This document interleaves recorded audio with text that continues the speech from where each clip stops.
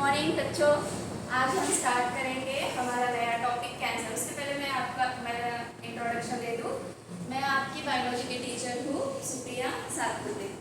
ठीक है, तो सबसे डेंजरस डिसीज माना जाता है कैंसर, क्योंकि दुनिया में सबसे ज़्यादा जो डेथ होती है वो होती है कैंसर से।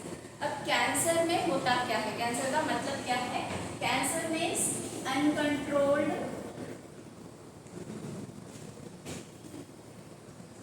Growth of cell is called cancer.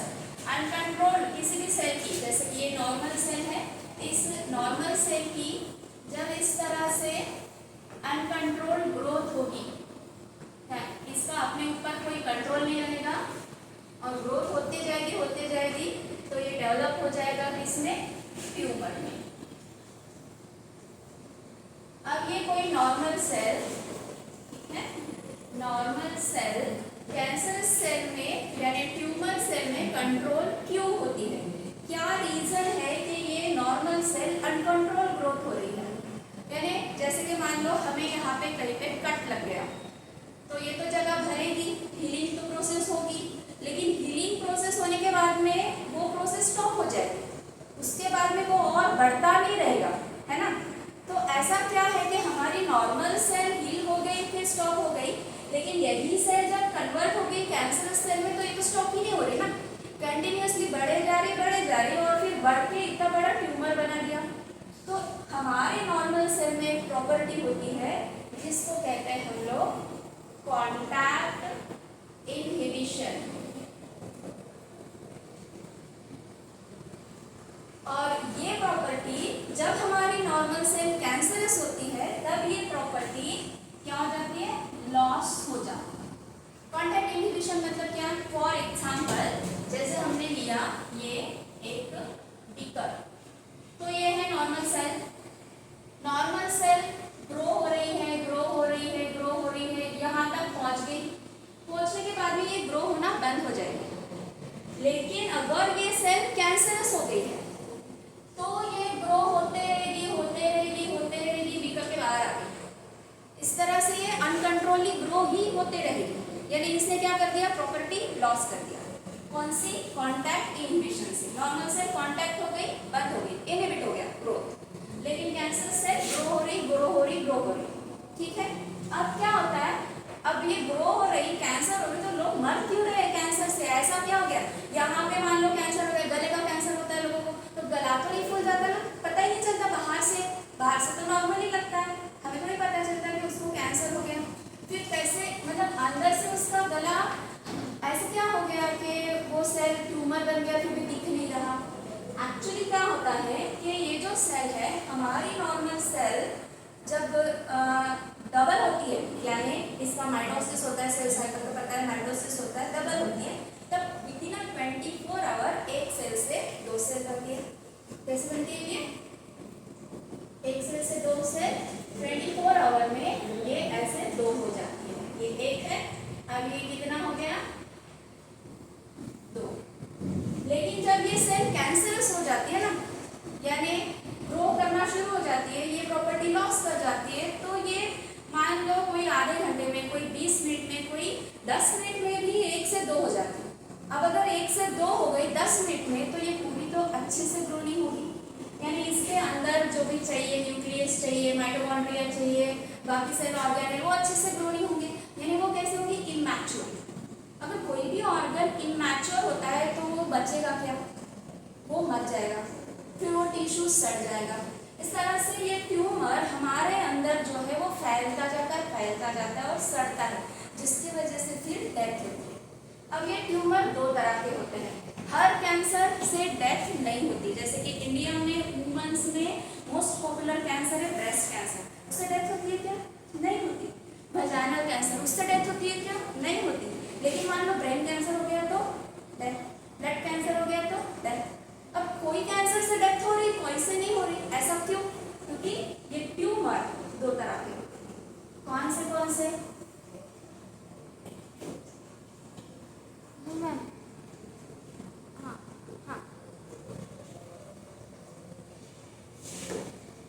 One is the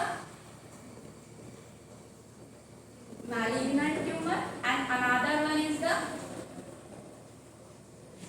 benign tumor. malignant tumor मतलब क्या और benign tumor मतलब क्या? इसमें से कौन सा ट्यूमर जो है वो डेडली है? malignant को है डेडली है, benign जो है उससे डेथ नहीं होती। जैसे कि मैंने एग्जांपल दिया ब्रेस्ट कैंसर, ब्रेस्ट कैंसर मतलब benign ट्यूमर, और ब्रेन कैंसर या ब्लड कैंसर मतलब malignant ट्यूमर। benign ट्यूमर में क्या होता है, ये ट्यूमर बस एक ही जगह पे, ये एक एरिया है, इस एरिया से ये सेल बाहर नहीं जाएगी, इतनी ही रहेगी, इससे बाहर वो नहीं जाएगी। ठीक है, तो ये एक अपने जगह पे इतने ही एरिया में फैलेगा ट्यूमर, उसके बाद वो नहीं फैलेगा। पर मैलिग्नेंट का वैसा नहीं है, ये सेल कैंसरस हो गई, ट्यूमर बढ़ गया बढ़ गया बढ़ गया, अब ये एरिया भर गया, इतनी थी इतना एरिया भर गया, अब ये बाहर दूसरे टिश्यू के पास जाएगी। ठीक है, एक टिश्यू में कैंसर हो गया, ये टिश्यू से दूसरे टिश्यू में फैल गया थ्रू ब्लड वेसल। ठीक है, ब्लड के थ्रू ये सेल दूसरे टिश्यू के पास चली गई, वहां भी फैलेगा, तीसरे टिश्यू के पास जाएगा, वहां भी फैलेगा। लेकिन ये बेनिगन ट्यूमर जो है वो फैल रहा है क्या? नहीं, ये एक जगह में है सिर्फ। अब हम क्या कर सकते हैं, मान लो ब्रेस्ट कैंसर हो गया, तो ब्रेस्ट कैंसर में ये ट्यूमर को क्या करेंगे, ऑपरेट करके उतना एरिया निकाल देंगे, तो वो फैलने का कोई सवाल ही नहीं है, इसलिए ब्रेस्ट कैंसर में डेथ नहीं हो। ठीक है, ऐसा जो भी कैंसर है जो बेनिगन है, यानी हम कह सकते हैं उसको फर्स्ट स्टेज का कैंसर या व्हाटएवर, तो वो फैलेगा नहीं। जो कैंसर फैलेगा नहीं, जिससे डेथ नहीं हो रही है, वो है बेनिगन। लेकिन जो फैल रहा है वो कौन सा है, मैलिग्नेंट। अब मैलिग्नेंट में ये सेल कैसे फैल रहा है, ब्लड वेसल्स से फैल रहा है। फैलने से क्या हो गया, एक टिश्यू से दूसरे टिश्यू के पास जा रहा है ना, इस जाने के प्रोसेस को कहते हैं मेटास्टैसिस। ठीक है, एक टिश्यू से दूसरे टिश्यू में जाके वहां पर इन्वाइड कर दिया, उपाय हो गया, that process is called as the metastasis.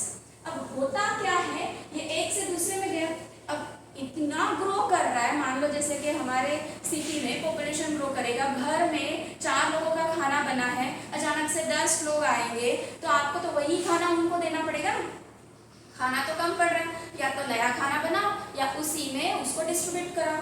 तो सेम चीज हमारे बॉडी में होती है, इतने एरिया के लिए, एक सेल के लिए उतना खाना सफिशिएंट था, उतनी ब्लड वेसल्स, यहाँ पे जो ब्लड वेसल्स थी उतनी सफिशिएंट थी, लेकिन अभी इतनी सारी सेल बन गई, तो वो क्या करेगी, बाकी की ये कैंसरस सेल क्या करती है, अपनी खुद की ब्लड वेसल्स बनाती है, और जितना शुगर हमने खाया है, जितना न्यूट्रिएंट हमने खाया है, वो सारा ये खा लेती है, और वो अपनी ब्लड वेसल्स जो डेवलप करती है उसको बोलते हैं, उस प्रोसेस को बोलते हैं एंजियोजेनेसिस। एंजियो का मतलब होता है ब्लड वेसल्स, जेनेसिस का मतलब होता है बनाना। ठीक है, तो एंजियोजेनेसिस भी करती है, इस तरह से कैंसर सेल धीरे धीरे धीरे धीरे पूरी बॉडी में फैलती जाती है। कौन सी कैंसर सेल फैलते हैं, मैलिग्नेंट, जिसे ट्रीटमेंट करने के लिए हमें फिर नई नई थेरेपीज इस्तेमाल करनी पड़ती है। अब ये तो आपने समझ लिया कि कैंसर क्या होता है, कितने टाइप का कैंसर होता है, कौन सा कैंसर डेंजरस होता है और कौन सा डेंजरस नहीं होता है।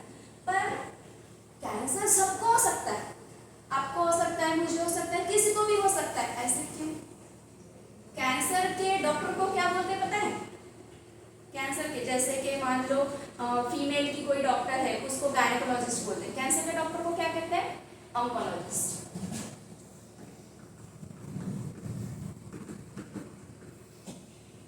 क्यों? क्योंकि कैंसर के लिए जो जीन रिस्पॉन्सिबल होता है, that gene is called as the oncogene.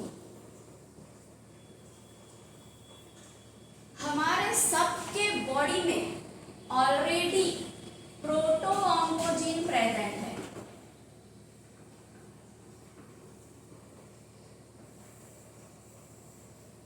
ये प्रोटो ऑन्कोजीन हमारे बॉडी में सब में प्रेजेंट है, यानी ये नॉर्मल सेल जो हमने कहा, इसमें कौन सा जीन है?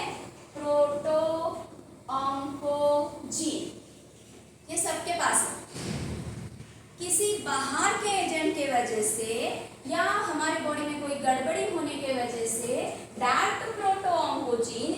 Converted into oncogene.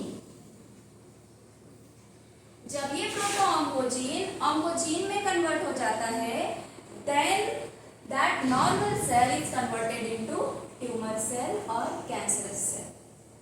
Okay, that means किसी को भी हो सकता है। अब क्या सब डरते रहेंगे? हमें भी कभी भी कैंसर हो सकता है। कोई तो रीजन होगा जिसकी वजह से कैंसर होगा।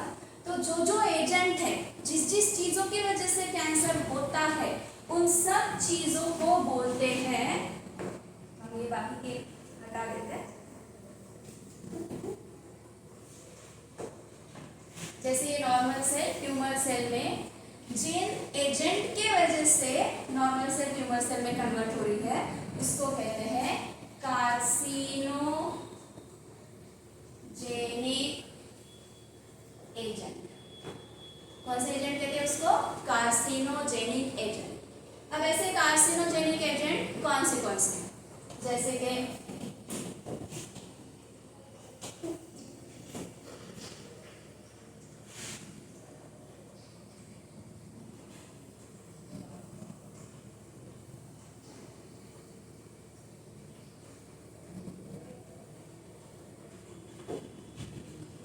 जैसे कि सिगरेट यानी निकोटीन।